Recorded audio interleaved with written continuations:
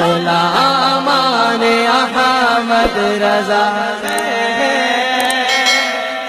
کوئی بھی ہم سے جیتا نہیں ہے۔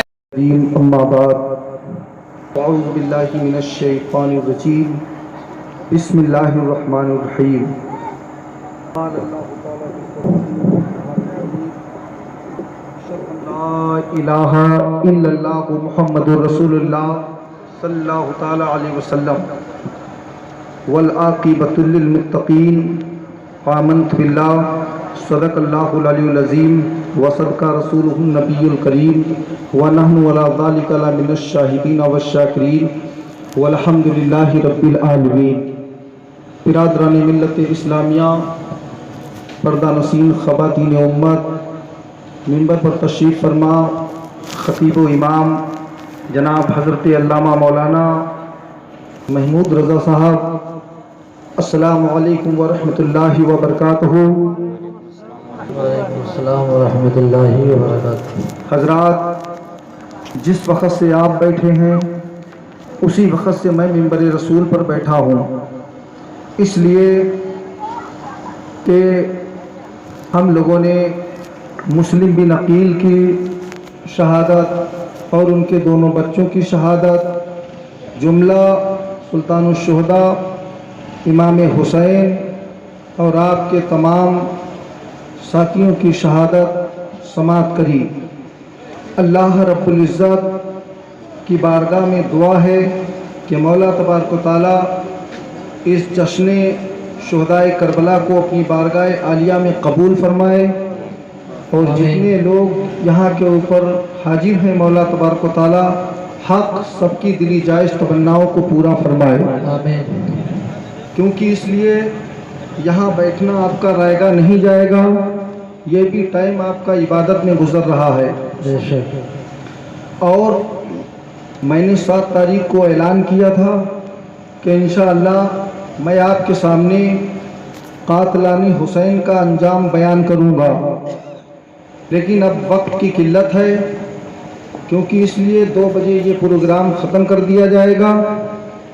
بہت ہی جلد انشاءاللہ جتنا میں بیان کر پاؤں گا آپ لوگ دل کی گہرائی سے سننا، اور اللہ پاک ہم کو اور آپ کو اس پر عمل کرنے کی توفیق عطا فرمائے، آمین۔ ایک مرتبہ آئیے آقا نامدار مدینے کے تاجدار سارے عالم کے مالک و مختار جناب محمد رسول اللہ صلی اللہ تعالیٰ علیہ وسلم کے دربار کنوار میں درود شریف کا نذرانہ پیش کریے۔ صلی اللہ علیہ وسلم۔ مولانا محمد والکرم، صلاۃ والسلام علیک یا رسول اللہ، علیہ الصلاۃ والسلام۔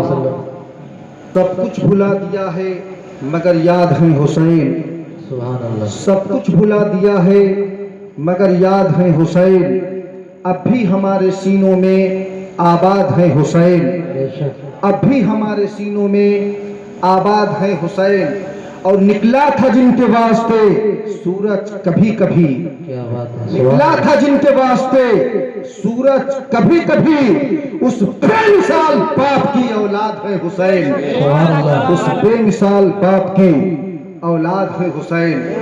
حضرات گرامی، ابھی جو میں نے آپ کے سامنے بہت مختصر سی قرآن پاک کی آیت کریمہ تلاوت کرنے کا شرف حاصل کیا ہے، اللہ رب العزت نے ارشاد فرمایا والعاقبۃ للمتقین، اس دنیا میں آخرت میں اچھا انجام متقی اور پرہیزگاروں کا ہے۔ ابھی آپ نے حضرت علامہ مولانا آفاق صاحب سے بہت اچھے انداز میں سارے لوگوں کی شہادت کو سنا۔ اللہ اکبر۔ آپ اپنی دل کی گہرائیوں سے دیکھیے کہ امام عالی مقام نے کتنی دقتوں کا سامنا کیا تھا، کتنی پریشانیوں کا سامنا کیا تھا۔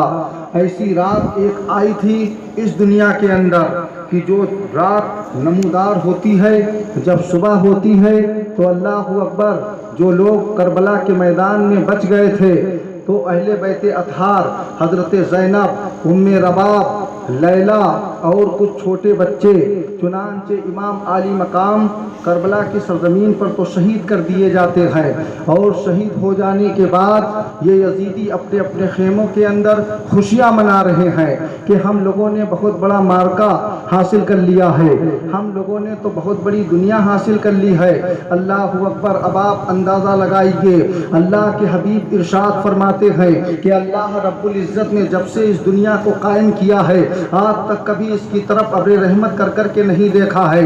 اس لیے قرآن پاک کے اندر فرمانے خدا ہے، اللہ رب العزت قرآن کے اندر ارشاد فرماتا ہے وَأَسْرَ الْحَيَاةَ الدُّنْيَا فَإِنَّ الْجَحِيمَ هِيَ الْمَأْوَىٰ، یعنی جن لوگوں نے اس دنیاوی زندگی کو اپنایا، جن لوگوں نے اس دنیا کے اندر رہنے کی کوشش کری، سن لو ان کو نہ یہ دنیا ملی ہے اور نہ آخرت ملی ہے، یعنی ان کی دنیا بھی خراب کر دی جاتی ہے اور ان کی آخرت بھی خراب کر دی جاتی ہے۔ لیکن یزیدیوں کے طرف آپ غور کریے کہ یزیدیوں نے یہ سوچا تھا کہ ہم نے بہت بڑا مارکا حاصل کر لیا ہے، ہم نے بہت بڑی جنگ فتح کر لی ہے، لیکن دنیا نے دیکھا ہے کہ محرم شریف کی 10ویں تاریخ کا سورج غروب ہونے سے پہلے دنیا پانی کے اندر تمام یزید نام کے آدمی پائے جا رہے تھے، لیکن ادھر محرم شریف کی 10ویں تاریخ کا سورج غروب ہوتا ہے اور یزیدیوں کے ذہن و فکر پر تالے لگ جایا کرتے ہیں، یزیدیوں کے ذہن و فکر بند کر دیے جاتے ہیں۔ چنانچہ ادھر اہل بیت اطہار سسک رہے ہیں،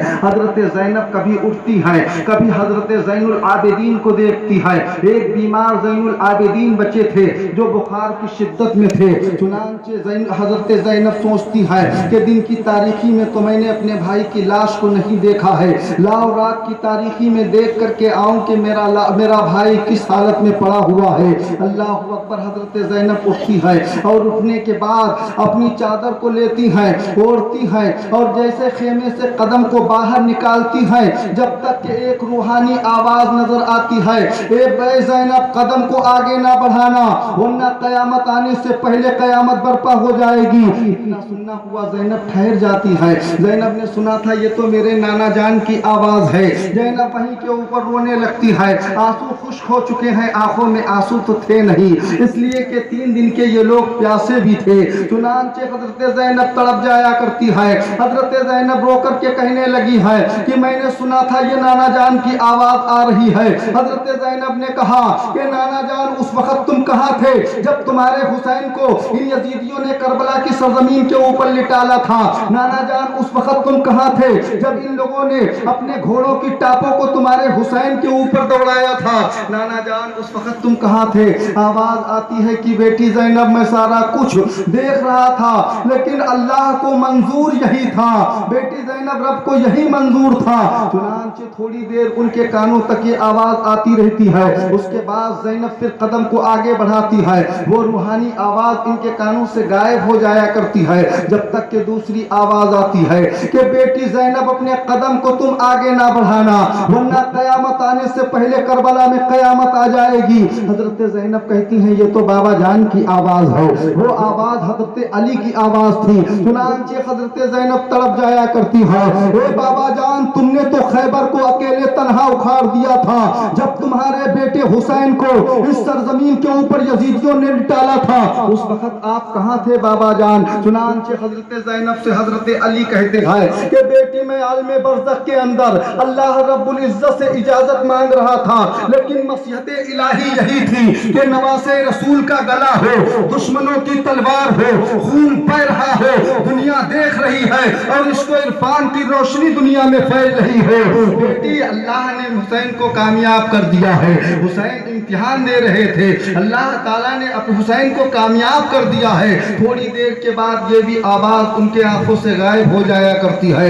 زینب اپنے قدم کو آگے بڑھاتی ہے اور بڑھانے کے بعد حضرت زینب کیا دیکھ رہی ہیں کہ ایک آواز اور کان میں آتی ہے اور آنے کے بعد کہا کہ بیٹی زینب تم اپنے قدم کو آگے نہ بڑھانا ورنہ قیامت آنے سے پہلے قیامت برپا ہو جائے گی۔ حضرت زینب نے کہا یہ تو अम्मी जान की आवाज है, वो हजरत फातिमा ज़हरा रज़ी अल्लाह ताला अन्हा की आवाज थी। हजरत फातिमा कहती हैं, बेटी ज़ैनब, मैं भी यहाँ के ऊपर आई हुई हूँ, मैं भी अपने बेटे की जियारत करने के लिए आई हूँ।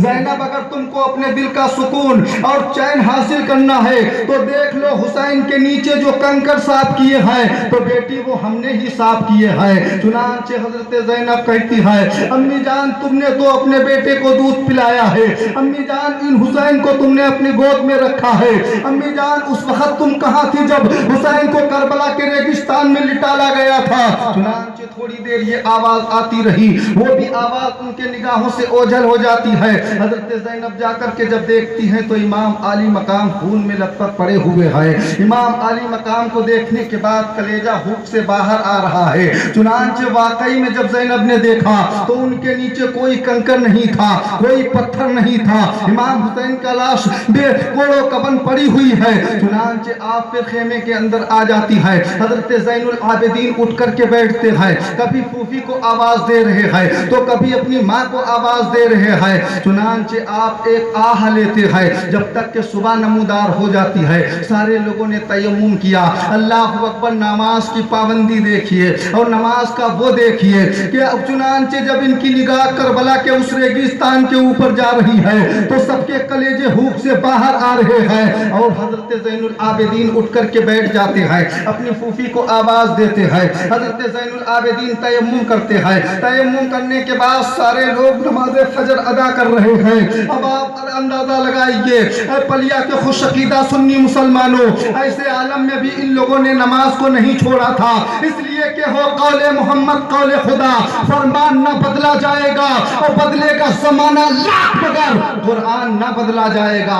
इसलिए कि नाना जान ने कहा था, मंतर का सलाता मुताम्मिदन मंतर का सलाता मुताम्मिदन फउल्किया फिन्नारी सलासीना उक़बा, जिसने जानबूझ करके एक टाइम की नमाज को छोड़ दिया उसको 80,000 बरस जहन्नम की आग में जलना होगा, उसको 80,000 बरस। नाना जान की हदीस थी, इसलिए इन लोगों ने सोचा नमाज को न छोड़ा जाए। अल्लाह अकबर, सारे लोग तयम्मुम करते हैं। पानी खेमे के अंदर था नहीं, सारे लोग तयम्मुम करने के बाद नमाज फजर की अदा कर रहे हैं। अल्लाह अकबर, वो कैसी नमाज थी जब सर सजदे में जाता होगा तो क्या याद आता होगा, अपनी जुबान से सारे लोग पढ़ रहे थे, सुबहान रब्बियल आला, ऐ अल्लाह मैं तेरी रजा के ऊपर राजी हूँ, ऐ परवरदिगारे आलम। जब इन लोगों का दिल करबला के रेगिस्तान की तरफ जा रहा है तो कलेजे हुक से बाहर आ रहे हैं। कुछ यजीदी आए, आने के बाद उन यजीदियों ने खेमों के ऊपर हमला कर दिया और खेमों से सारा सामान को लूट लेते हैं। चुनांचे हजरत ज़ैनब ने ज़ैनुल आबिदीन को चिमट करके बैठ जाया करती है,